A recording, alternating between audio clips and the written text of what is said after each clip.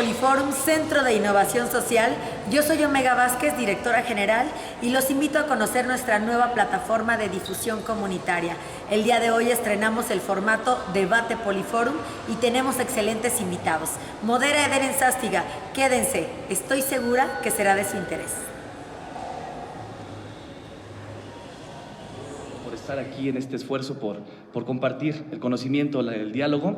A Eric Alba, por supuesto, y a Toy, Héctor Mondragón, muchísimas gracias de verdad por este espacio. Gracias al Poliforum, gracias por abrir estos espacios que seguramente pues enriquecerá bastante no solamente al gremio cultural, sino a todos los seguidores del Poliforum. Por supuesto, esta es una parte de lo que es la plataforma de difusión comunitaria, como ya lo decía nuestra directora Omega Vázquez.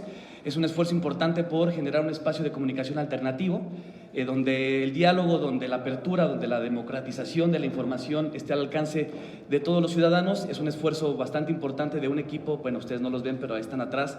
Y les quiero agradecer también, muchachos, a todos ustedes, a Montrell por el esfuerzo, a los chicos que están acompañándonos en el audio, sistemas, a comunicación y a todos los que nos acompañan. Muchísimas gracias.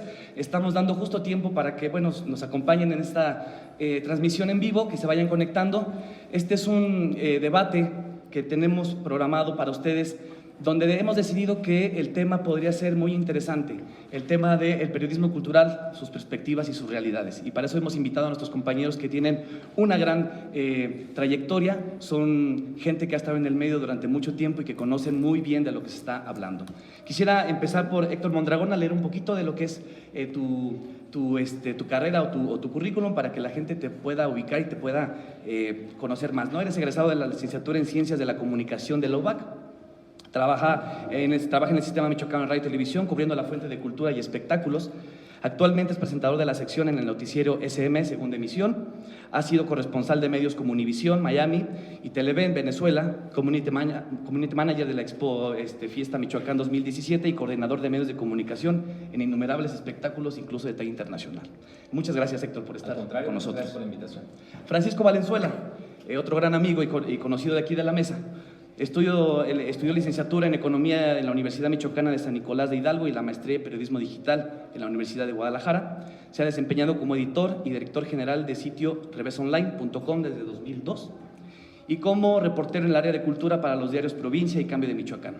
Obtuvo la beca de Creadores con Trayectoria del Programa Estatal para el Desarrollo Artístico de Michoacán con el proyecto Hecho en Michoacán y formó parte del proyecto El Caso Úrsula Manríquez, becado por el Fondo Nacional para la Cultura y las Artes.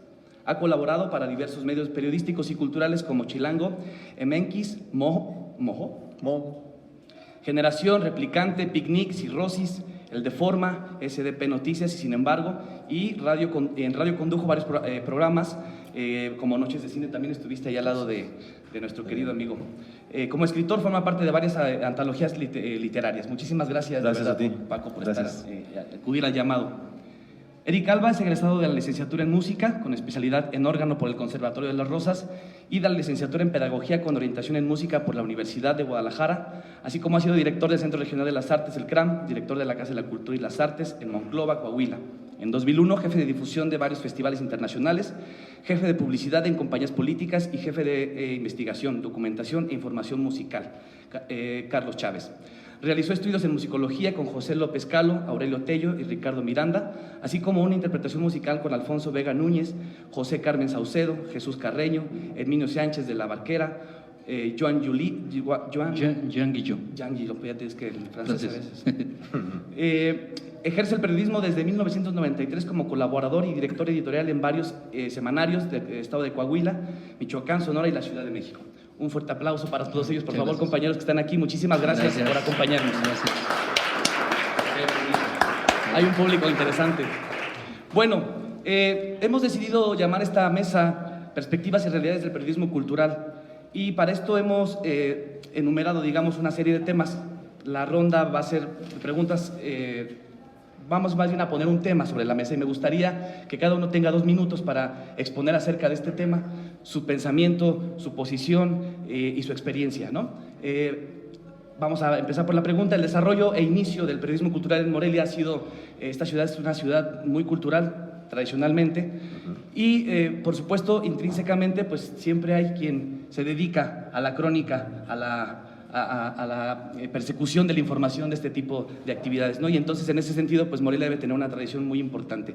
¿Qué nos pueden compartir acerca del desarrollo e inicio del periodismo cultural, pero al mismo tiempo sus dificultades, sus traspiés, las grandes complicaciones de este oficio en el ámbito cultural? Y vamos a empezar a darle la palabra, por favor, a Héctor Mondragón.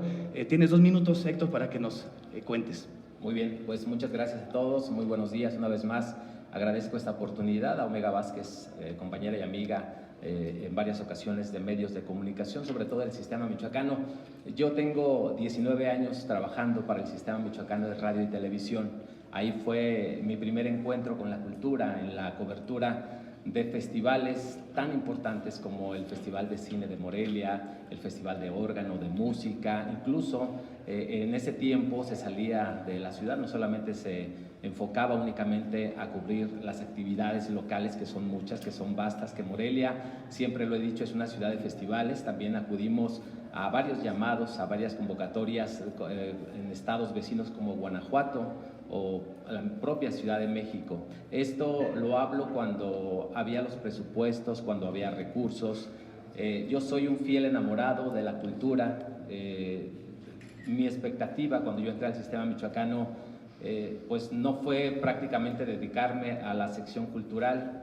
Simplemente tuve una oportunidad, como muchos jóvenes que hoy en día la tienen, algunos desafortunadamente por cuestiones de que no hay plazas en algunas dependencias, pues no se ha podido. En mi caso, en ese tiempo, pues tuve la fortuna de entrar al sistema michoacano, específicamente porque siempre me ha gustado la organización de eventos, siempre he estado de cerca con el espectáculo, pero afortunadamente conocí la cultura y me di cuenta del talento michoacano que existe, un talento con calidad de exportación. Yo lo único que considero y que veo en los museos que me ha tocado ir a visitar como turista, no como periodista, es que hace falta mucha sensibilidad, hace falta gente capacitada a la hora de que no solamente el turismo nacional o extranjero, los propios morelianos, llegamos a un museo y el personal que te recibe no tiene esa sensibilidad. No sé qué opinen mis compañeros, yo siento que hace falta bastante sensibilidad, hace falta abrirle las puertas a tantos talentosos que no tienen la fortuna de ser amigos o de ser compadres de los directores de los museos, del propio secretario. No estoy hablando del actual, hablo en general. Hay mucho talento y esto desafortunadamente se ha cerrado demasiado. Los espacios para conseguirlos es muy difícil, hay una lista interminable en la mayoría de los museos del estado. No es fácil que un artista se posicione y llegue a una sala, no quiero mencionar museos en particular, bueno, más tarde los mencionaré, pero bueno, pues esa es mi perspectiva. Ese fue mi primer encuentro con el periodismo cultural, que ya estaremos desglosando en los próximos minutos. ¿Cómo ves, Eric? Mira, Eden, bueno, primero, muchísimas gracias por la invitación, jóvenes, gracias por hacer esto posible, el staff. Justo sobre este tema de los inicios, desarrollo y retos del periodismo cultural en Michoacán, hace unos meses el Colegio de Michoacán, que tiene su sede en Zamora, me pidió un texto, una investigación sobre esto. Supongo que lo van a publicar pronto. Esperemos. Y bueno, tengo una idea un poco más clara porque ya lo investigué. El inicio, bueno, lo que yo considero el inicio importante del periodismo cultural en Michoacán se da entre el 77 y 78 del siglo pasado, con una reportera que a mi juicio no se le ha reconocido y a que afortunadamente todavía está entre nosotros, Yolanda Sereno. Claro, sí. Doña Yolanda Sereno, que empezó con esta estrategia del periodismo cultural. Ella se enfocó en La Voz, ¿no? No, en El Sol de Morelia. Entonces, ella tiene esta intención de hablar sobre el patrimonio edificado de Morelia. Ese es el inicio del periodismo cultural en Michoacán, en la época reciente. Luego se dan 2 grandes épocas del periodismo cultural en Michoacán. El último lustro de los 90s, en La Voz de Michoacán, con personas como Demetrio Olivo, Gustavo Garrio, Claudia Aguilar, Ivonne Monreal. A mí me tocó ser parte también de ese equipo. Entonces yo era estudiante del conservatorio y para sobrevivir tenía que trabajar en algo y voy a meterme en un periódico. La segunda gran época que yo considero es a partir del 2006, 2005, 2006 hasta el 2013 o 14, con medios como La Jornada Michoacán, Provincia, el Sistema Michoacano de Radio y Televisión, ya la revista Revés ya tenía una fuerza importante en ese momento, Cambio de Michoacán, y coincide que hay personas que formaron parte de esas dos grandes épocas, la de La Voz y la de todos. Ivonne Monreal, otra vez Claudia Aguilar, está en Michoacán en ese momento Gustavo Garre como asesor del Congreso del Estado, se integra Paco en esa época, Toy también en esa época, y a mí también me tocó estar en La Jornada Michoacán en ese momento. Las características que yo veo, los grandes avances, es que en esas dos épocas había especialistas. Estaba Carlos Márquez en artes plásticas, Demetrio Olivo en cine y teatro, Claudia Aguilar en danza, nuestro queridísimo ya desaparecido Ricardo Aguilera en historia y en arquitectura. A mí me tocó en ese momento llevar la batuta en lo que se refería a la crítica musical especializada. Entonces, las características de esas dos épocas fue la conjunción de especialistas en diferentes áreas para hacer un periodismo muy de fondo y que, tengo que decir, por lo menos en esa segunda época, la de los primeros años del siglo XXI, yo considero que el periodismo cultural de Morelia sobrepasó por muchísimo a cualquier periodismo cultural de otro lugar de México, incluyendo la Ciudad de México. Yo creo que el rival más fuerte en ese momento de Morelia era Veracruz, ¿sí? México, la Ciudad de México, y sigue todavía empantanada en su periodismo cultural. ¿Sí? Paco. Sí, yo pertenezco a la segunda época que mencionaba Eric, pero recuerdo que antes de que yo empezara en esto ya había esfuerzos loables como el de José Luis Rodríguez, con Ex Libris, que es un programa de radio así decano de la cultura. Es el más antiguo en el país. Es el más antiguo en el país, y creo que de repente hablamos de periodismo cultural y como que nos acordamos de los periódicos y de las cosas impresas, pero lo que se hace en medios electrónicos como la radio, que es un medio tan familiar, tan cercano, es muy importante y no lo tenemos que dejar en el olvido. Pero sí están también el tema de los suplementos culturales, ¿no? Había suplementos culturales muy importantes en los periódicos. Águila Descalza, sí. Estaban revistas independientes como fanzines, ¿no? Como el Águila Descalza. Estaba el suplemento de letras de Cambio que inició Víctor Rodríguez, gran amigo. El ya fallecido Arturo, el que tenía la revista El Centavo. Sí. Pero no me acuerdo el apellido, pero bueno. Molina, Arturo Molina. Arturo Molina, exactamente. Y bueno, estaba Raúl Mejía, gente que ahorita ya es amigos veteranos de guerra, pero que fueron los que escribían además, que rompieron un poco la estructura de la cultura, y ahorita también nos meteremos con cultura y espectáculos, porque en la primera época que mencionaba Eric, pues sí era un análisis muy cultural, muy de bienes culturales, y después empieza a meter ya la crítica de rock, la crítica de cine, que a lo mejor ahí es la frontera con los espectáculos, pero desde un punto de vista de la crónica, ¿no? De la experiencia de un concierto, de la entrevista a fondo con un músico, y eso es lo que va alimentando al periodismo cultural en Michoacán, en Morelia, y que poco a poco se fue fortaleciendo hasta, como dice Eric, pues lograr un nivel muy, muy bueno y por encima de muchos estados de la República, ¿no?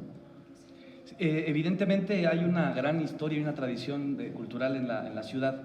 Y bueno, quisiera, bajo esta dinámica que estamos planteando, me gustaría como que esbozaran, desde la perspectiva de donde lo vivieron, cómo era la relación, por un lado, del periodista con el artista, por un lado, el periodista con los actores, digamos, principales, y por el otro lado con la sociedad y con cómo lo recibía esta otra parte, ¿no? El gobierno, la sociedad como tal, cómo eran estas relaciones, porque el periodismo cultural luego, como decía antes de entrar aquí al programa, decía Héctor, bueno, pues luego piensan que uno se la pasa muy bien, ¿no? Parece que reportear los conciertos y las actividades culturales, pues no es la nota roja, por lo menos, pero tendrá sus dificultades. ¿Cómo lo ves, Héctor? Fíjate que, como bien lo decía fuera del aire, la gente que nos conoce cree que porque somos reporteros de cultura o de espectáculos, pues tenemos los mejores lugares, tenemos cortesías para dar y regalar y revender tal vez. No es así, desafortunadamente no es así. Tenemos a veces un lugar asignado cuando la persona de prensa es atinada, tenemos el trato que un periodista requiere y que merece. No estamos pidiendo ni primeras filas, ni estamos queriendo engrandecernos, ni ser protagonistas de ningún tipo. Simplemente somos portavoces de muchas personas, somos quienes el día de mañana hay personas que no pueden asistir a un concierto porque hoy en día los costos son muy elevados, pues somos quienes llevamos la información.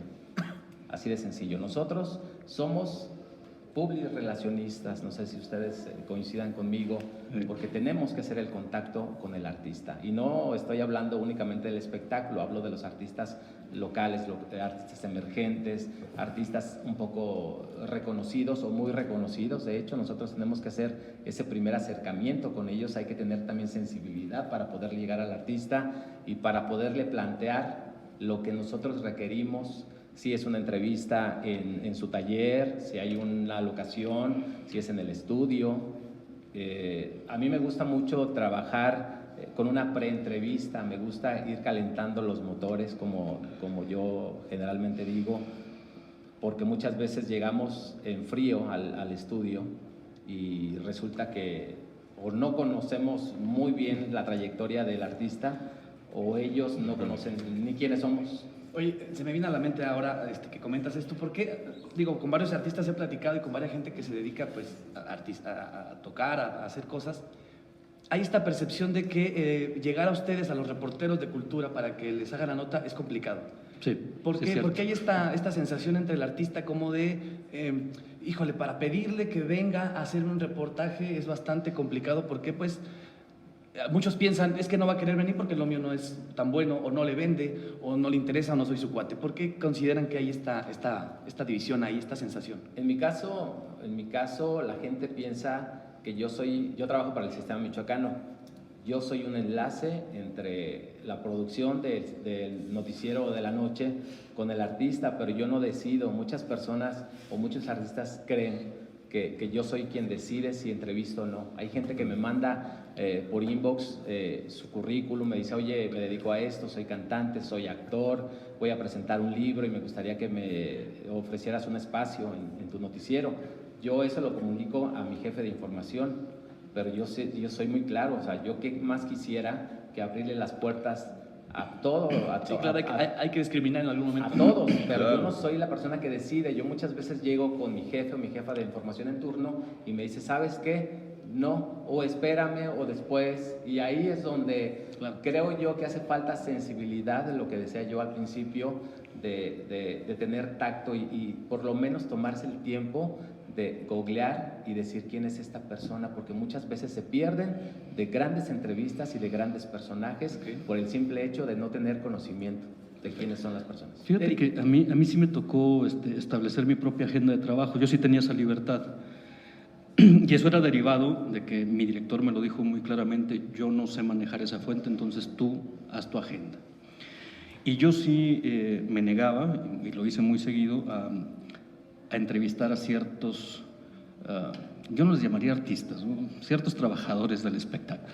Bueno, hay una buena diferencia, Recuerdo perfectamente cuando me negué a entrevistar a Gloria Trevi y también cuando me negué a entrevistar a Raúl Di Blasio también.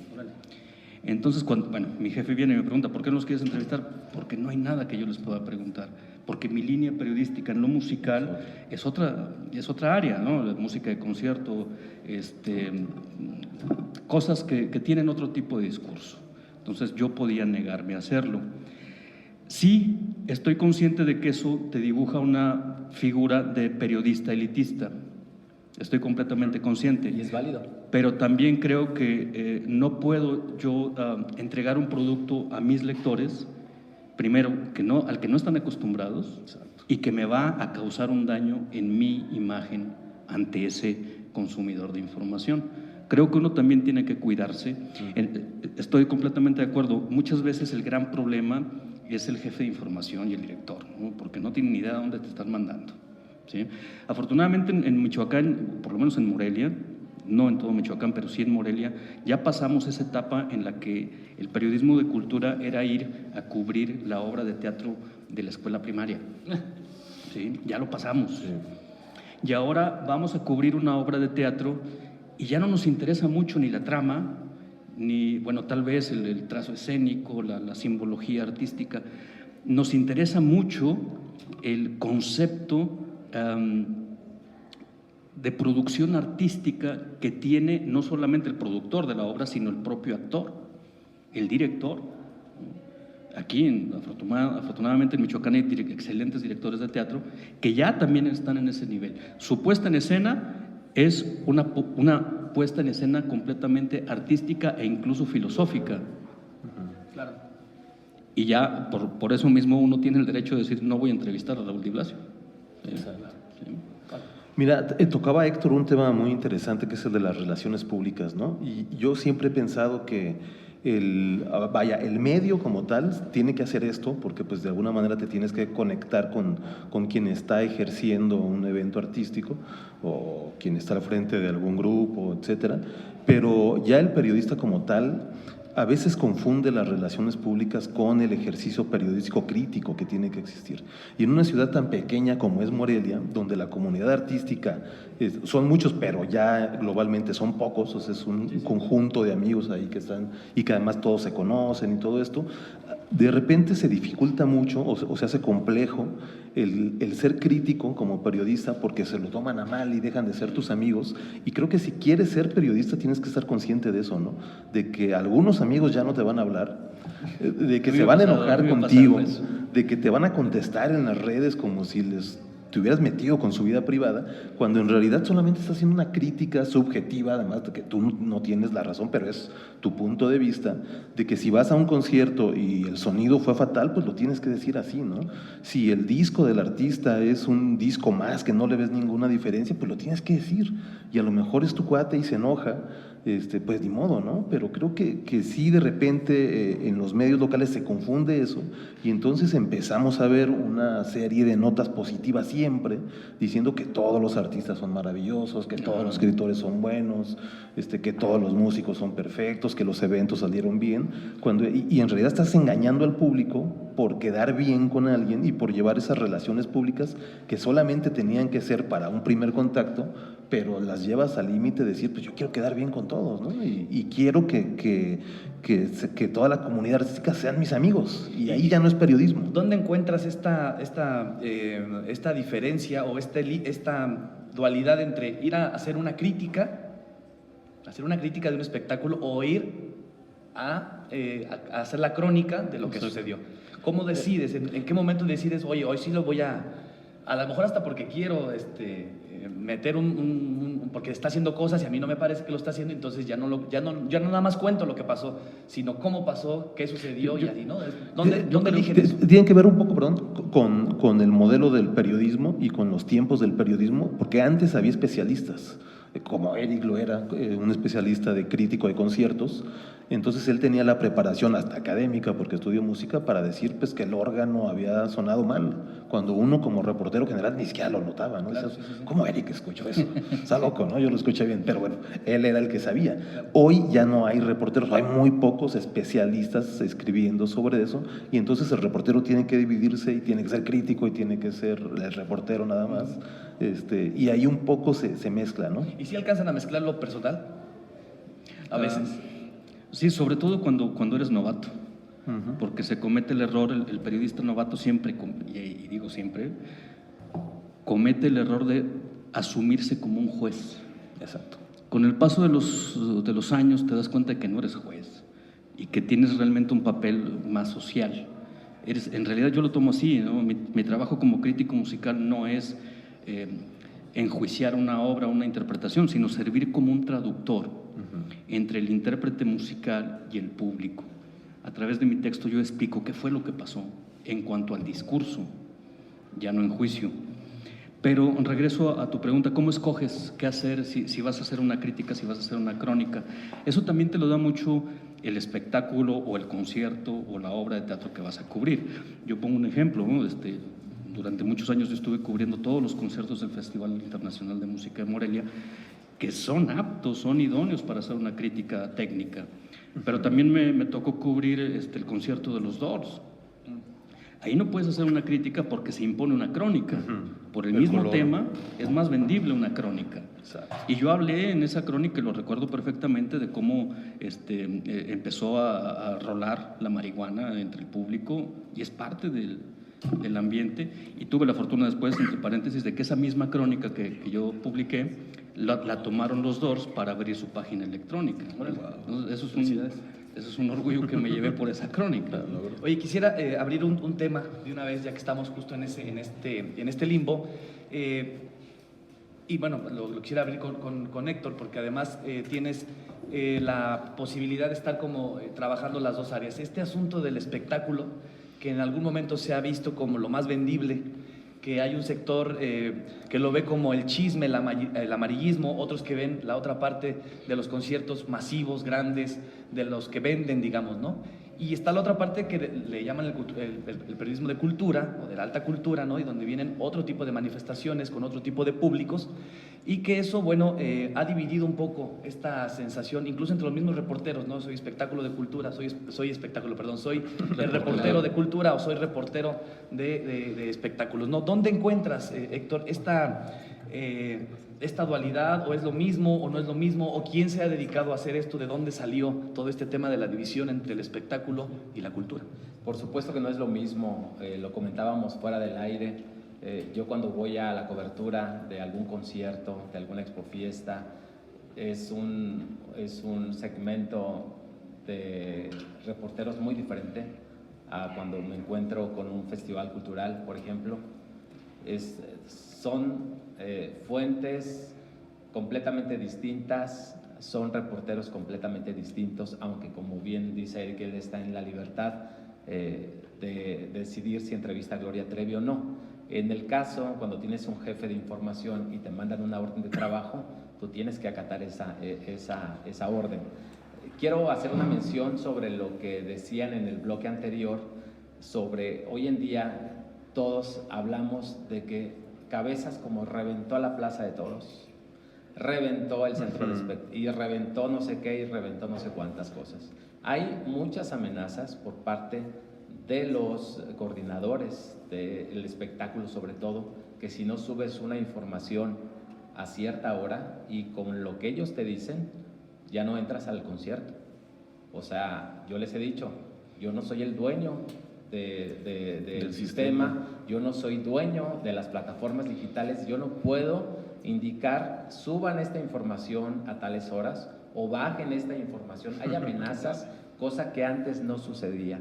Antes los medios de comunicación, a mí me tocó la fortuna todavía de ser bien recibido, y además yo empecé muy joven en el espectáculo, lo comentaba al principio, antes de la cultura me dediqué al espectáculo, a la organización de eventos, sé un poquito o mucho tal vez de lo que requiere un artista, de cómo hay que montar un catering, cómo hay que hacer la logística para ir a recoger a un artista, cuál es el trato, cuáles son las condiciones, porque muchos artistas te prohíben que hagas preguntas durante el trayecto, eso viene en un contrato.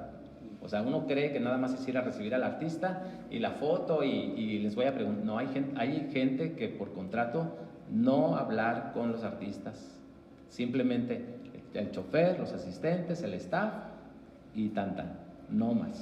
Fíjate que a mí me gustaría ahondar un poco en eso, regresando a una pregunta que tú hiciste y que no contestamos, que fue cómo era la relación entre el periodista y los artistas y la sociedad y el gobierno.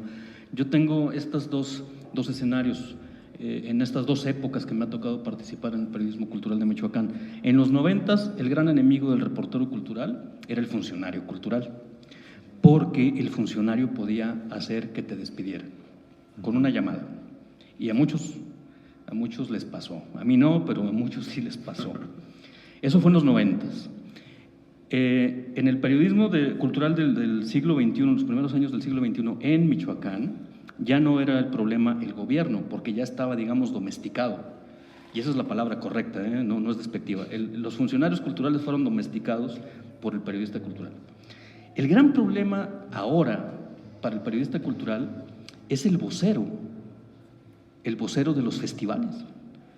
Yo pongo un ejemplo, sí voy a decir el nombre. A mí me tocó una experiencia en el Festival Internacional de Cine de Morelia, donde te montan una sala de prensa, donde tienes internet, tienes computadoras, Pero resulta que las computadoras que están ahí son patrocinadas por una firma. Yo llevo mi computadora, mi laptop, porque ahí tengo mis archivos, tengo mis datos, tengo mis fotos, pero no puedo entrar a la sala porque si no, sí, exacto, porque es otra marca de computadora.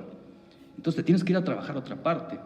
Y ellos te dicen, ellos escogen qué reportero va a entrevistar a qué director o a qué actor o a qué productor.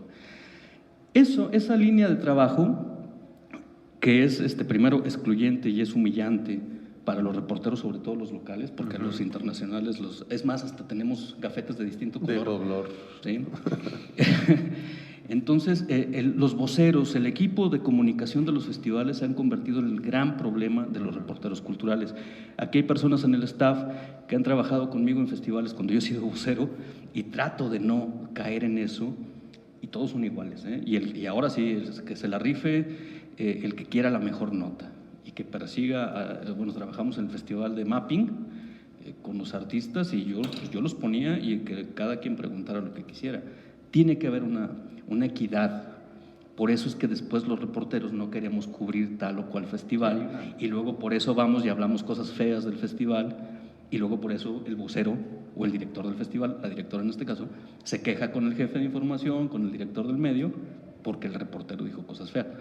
Pero es que así nos tratan también. Claro. Sí, a ver, retomando un poco de las dos cosas, ¿no? Cultura y espectáculos, como que sí está claro, o sea, hay como un nivel donde sí está diferenciado cuál es la fuente enteramente de espectáculos, cuál es la de cultura, aunque sí se llegan a rozar, ¿no? Eventos como este del Festival de Cine son cubiertos por ambas fuentes, porque van artistas famosos, porque a veces hay artistas más de televisión que hicieron su primer película y entonces quieren meterse a los de espectáculos, y cada quien le va dando su enfoque, ¿no? A lo mejor el periodismo cultural más duro hace más la crítica a la película, ahonda más en las cuestiones de producción, y el de espectáculos se va más por el artista en lo particular, de algunas declaraciones, la alfombra roja, ¿no? Estas cosas. Pero creo que también metiéndonos en la cultura, a veces a la cultura, no sé si estén de acuerdo ustedes, le hace falta un poco más de espectáculo también, ¿no? Sin querer llevarlo a lo superfluo, pero a veces va uno a presentaciones de libro aburridísimas, que te estás durmiendo, que los presentadores se avientan 5 hojas leyendo algo viajado, que ya te perdiste y sigue leyendo, y faltan otros 2 que hacen lo mismo, y cuando el escritor comienza a hablar de su arte, estás aburrido, ¿no? Y estás acalorado, ya te dormiste, ya no entendiste nada. Entonces creo que también a la gente que hace cultura le hace falta un poquito más de espectáculo, en el buen sentido de la palabra, para hacer un poco más entretenido algo que de raíz es bueno, pero que a veces se queda en presentaciones tan aburridas que por eso la gente se aleja de la cultura, ¿no? Y uno como periodista pues trata también como de acercar, decía Eric, de traducir un poquito para que a las audiencias le llegue un poco más, decir, esto no es tan complejo como se ve, ¿no? Es un libro y es una historia y está divertido, ¿no? No te vayas con la finta de la presentación aburrida, ¿no? O son poesías bastante buenas, ¿no? Bastante sensibles que te pueden gustar, o es una exposición de arte que está maravillosa, pero pues, a lo mejor la presentación fue tan aburrida que no lo pudiste percibir así, pero pues esa es como la chamba de nosotros, ¿no? Claro. Digo, si me permites, ya te rompimos tu esquema, perdón. A mí me gustaría incluso agregar un punto más. Nos estamos enfocando mucho en la paridad de espectáculos y cultura. Hay otras fuentes que se integraron en esta nueva época, o lo que fue la nueva época del periodismo cultural en Michoacán. Cuando se integró, y a mí me tocó participar en eso, la legislación cultural como fuente del periodismo cultural y la economía de la cultura. Eso nos atrajo un nuevo público, nos atrajo nuevos especialistas interesados en el fenómeno cultural, porque ya no solo hablábamos de arte, de música o de teatro, de danza, ahora hablábamos de presupuestos, de programas, de indicadores. Cuando nosotros empezamos a ver como reporteros, y aquí está en el público Ulises Madrigal, que fue mi relevo en la jornada, a él también le tocó trabajar con estos indicadores económicos, claro. Cuando empezamos a ver al fenómeno cultural como una empresa privada que tiene una repercusión social. Cuando empezamos a ver a la economía de la cultura, cuando empezamos a ver a la legislación de la cultura, Industrias culturales. fuimos directamente, eso nos llevó directamente a la aplicación de políticas públicas en la cultura y empezamos a ver el gran error de la política cultural de Michoacán, que no tenía indicadores, que no tenía presupuestos bien establecidos, no tenía reglamentos. No tenía estudios de hábitos y consumos culturales, por Exacto. ejemplo. A nosotros nos tocó, a los que estamos aquí en la mesa, nos tocó la publicación de la primera ley de desarrollo cultural y la publicación de la primera ley de seguridad social para artistas. ¿Lo recuerdan ustedes? Sí. ¿Sí? Y eso salió, y lo tengo que decir, con justicia para quien lo tenga que recibir este reconocimiento, esto salió del periodismo.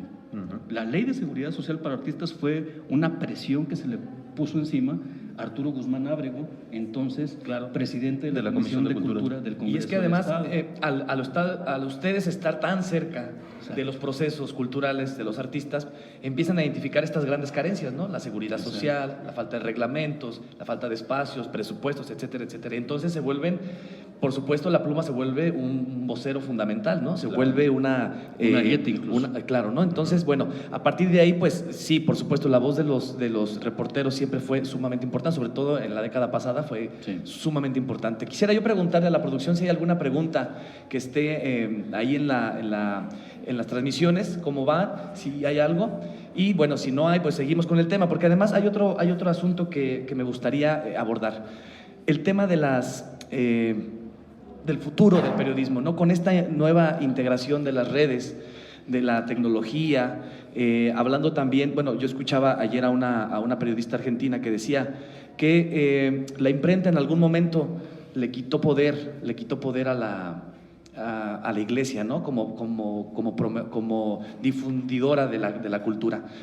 Y ahora las redes sociales parece que empieza a quitarle poder a unos ciertos intermediarios, ¿no? Que de alguna manera se habían apoderado de este tipo de información y que, bueno, pues eran los que decidían qué y cómo se pasaba la información, ¿no? Ahora las redes sociales han abierto otro panorama.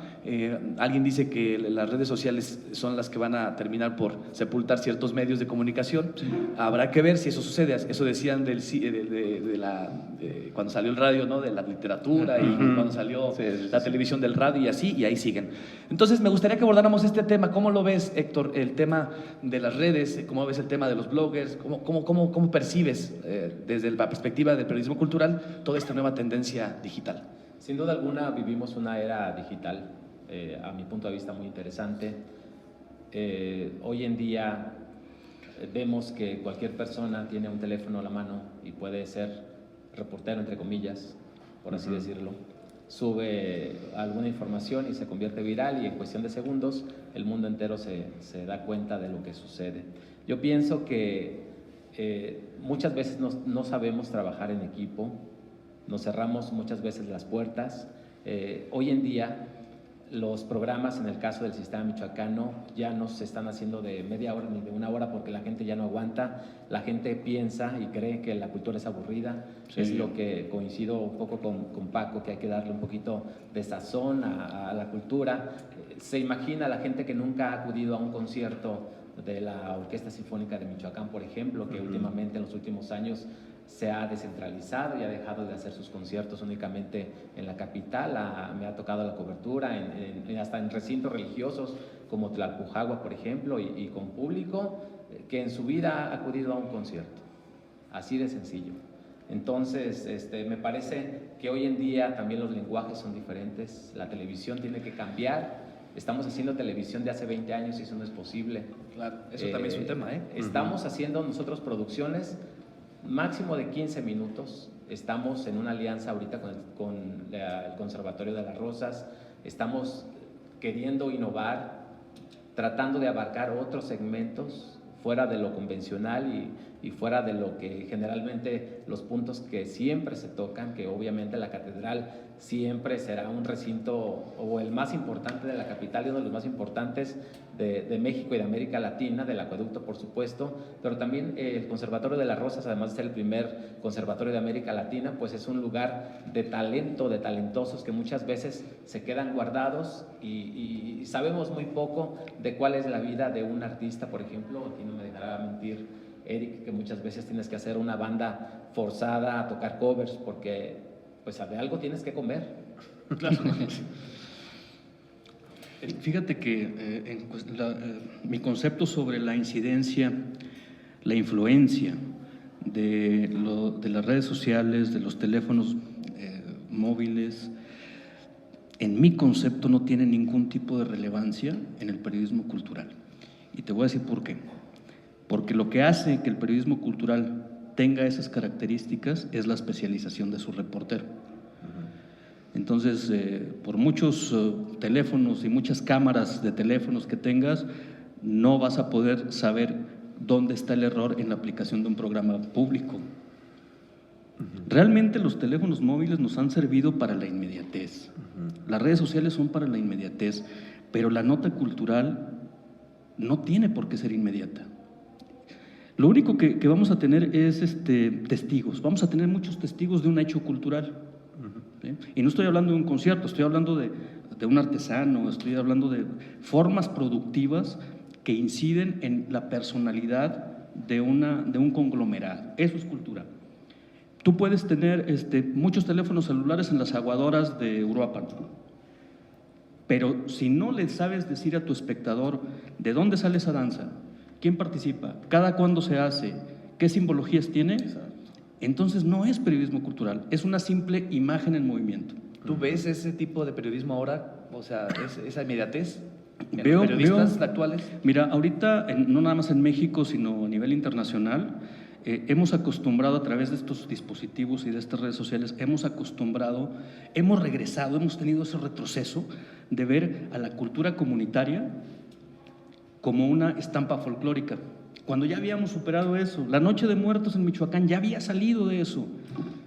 La inmediatez, las redes sociales nos regresaron a la estampa folclórica del indígena purépecha esperando el ánima de su difunto con su comida y con sus flores.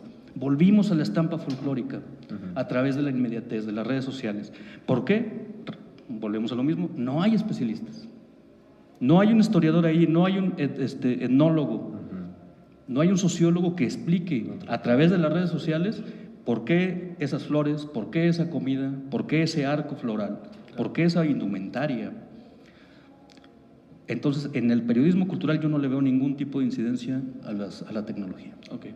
Lo que ha cambiado, creo, es la comunicación tal cual. O sea, hoy, si le vemos o si le buscamos una ventaja a esto, es que se hizo más democrático. Hoy la gente ya no tiene que ir a comprar 10 periódicos, sino con que tengas internet en casa o en tu trabajo, puedes consultar muchos medios porque te están dando la información ya para que la veas en tu computadora, en tu tablet, lo que sea.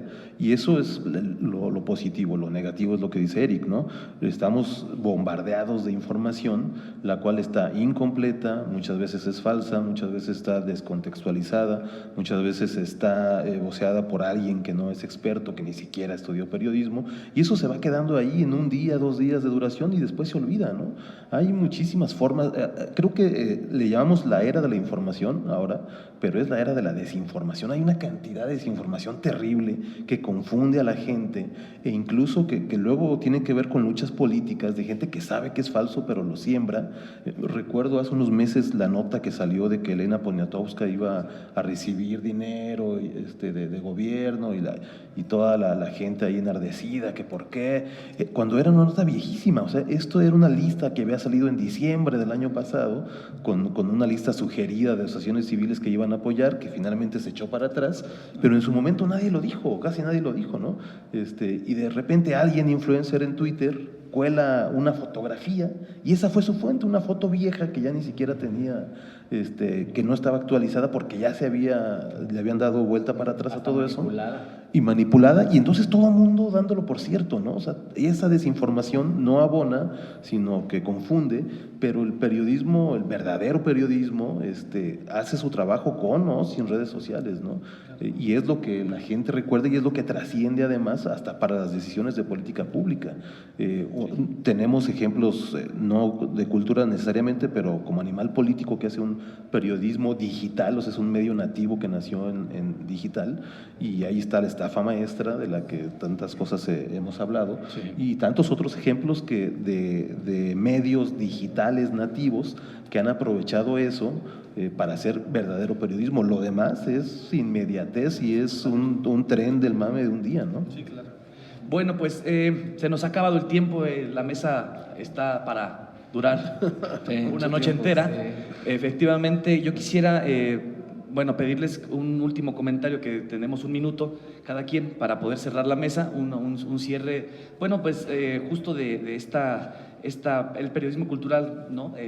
Como oficio, como modo de vida que se ha elegido al final, y bueno, agradecerles también, obviamente, pues la participación, comprometerlos a que en un futuro volvamos a retomar esta mesa, este espacio. La idea es estarlo repitiendo constantemente con diferentes temas, con diferentes invitados, pero bueno, darles la oportunidad a otros temas y retomar porque me parece que es fundamental para el desarrollo cultural de la ciudad, ¿no? Entonces, bueno, pues si quieres volvemos a empezar por acá porque empezó allá Héctor.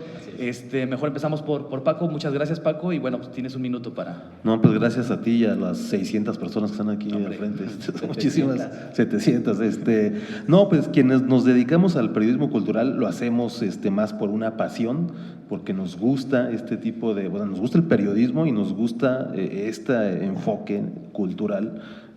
Porque bueno, yo creo que la gente, los lectores, sí están interesados en toda esta producción cultural, todas esas manifestaciones culturales. No todo es una producción, pero la labor de nosotros es traducir, es comunicárselos de la manera más completa, y además no solamente lo bonito, las flores, la música de orquesta, ¿no? Sino también lo malo de la cultura, la corrupción de los funcionarios, las políticas públicas equivocadas, todo esto que pues nos afecta, porque de por sí la cultura está tan maltratada, y luego vemos ejemplos y ejemplos de corrupción o de funcionarios que no les importa, por ejemplo, ahorita lo voy a decir muy rápido, no es el tema, pero en la Cámara de Diputados del Congreso de Michoacán, la Comisión de Cultura tiene una sola iniciativa desde septiembre del año pasado, una iniciativa.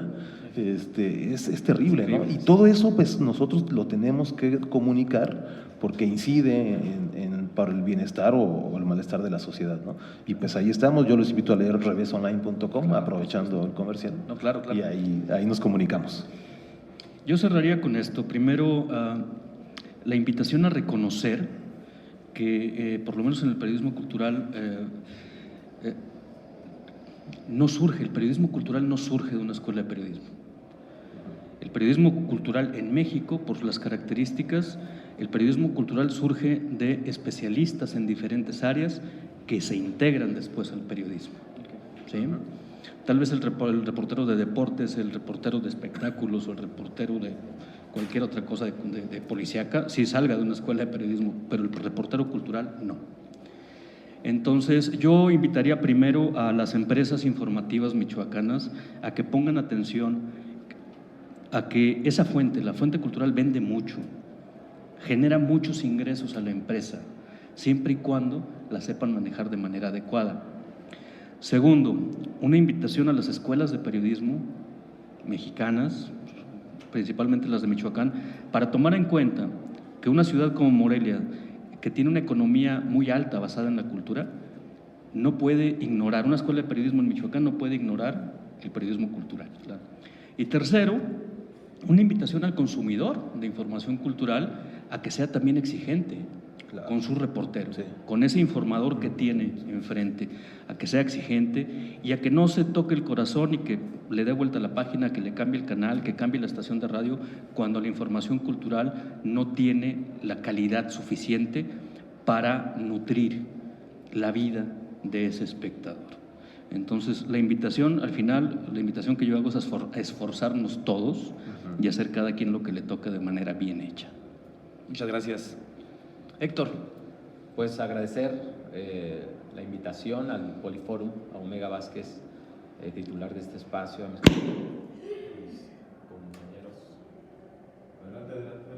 compañeros, bueno, no importa. Pues sí, la invitación sobre todo a instituciones públicas y privadas a que mejoren a las personas que están haciendo relaciones públicas. Cero amenazas, basta de amenazas. Eso sí lo quiero recalcar, basta de amenazas. Nosotros no somos los dueños de los medios de comunicación, nosotros vamos a la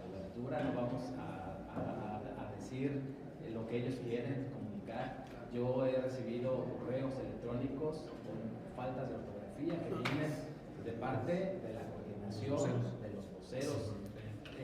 A mí me es más difícil de esa información hacer una nota. Yo prefiero, obviamente no hay como ir, no hay como ir. Muchas veces recibe uno un boletín con faltas de ortografía que para componerlo es todavía más complicado que volverlo a escribir. Pero sí, yo quiero despedir este espacio con hacer un llamado a las instituciones de gobierno a que elijan a sus voceros, que sean, si no expertos, que por lo menos se empapen y tengan esa sensibilidad con nosotros los periodistas, porque Morelia, siempre lo he pensado, es una ciudad de festivales, es un referente importante a nivel internacional de lo que la cultura se refiere y tenemos a grandes artistas, muchos de ellos ya desaparecidos, desafortunadamente, pero hay mucho talento, hay muchos artistas, ojalá que toquen las puertas, aquellos que no han tenido la oportunidad de exponer en algún recinto, que toquen las puertas, en este caso del sistema michoacano, que presenten sus propuestas y que nunca digan, sí se puede y podemos sumar en lugar de restar. Bueno, pues agradecerles, perdón, ¿quiere decir algo más? No, ya. Bueno, pues agradecerles, no sé qué habrá pasado, pero agradecerles de verdad el esfuerzo, el espacio. Yo sé que Eric viajas hoy, regreso a Zamora, buen camino. Muchísimas gracias, Paco, por estar aquí. Sigan la página de Reverso Online, sigan a Héctor también en el sistema. Agradecerle al sistema de Montreal, a la gente de sistemas de aquí del Poliforum, bueno, pues a todos, pues nada, es que son muchos, Que así ya que apague la luz. mejor no decir nada. Y invitarlos pues efectivamente a que sigan este espacio, Debates Poliforum. Estaremos periódicamente haciendo este tipo de mesas con diferentes temas de interés, temas trascendentes, y pues poder aportar algo a esta sociedad moreliana que tantos cambios necesita. Muchísimas gracias, nos estamos viendo en la próxima y hasta siempre.